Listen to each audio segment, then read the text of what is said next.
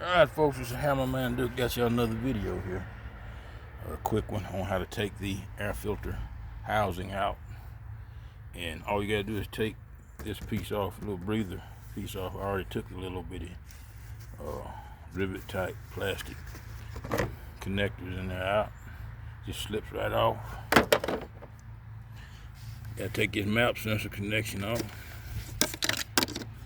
Undo these screws, bands, connectors already unscrewed them. And all you gotta do is just lift it up out of there. After you take a 10mm screw, I already took it out, and it just lifts right up out of there.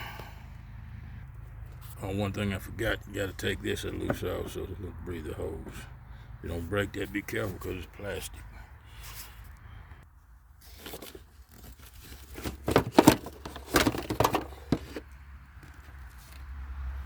There you go, and that's how you pull it out.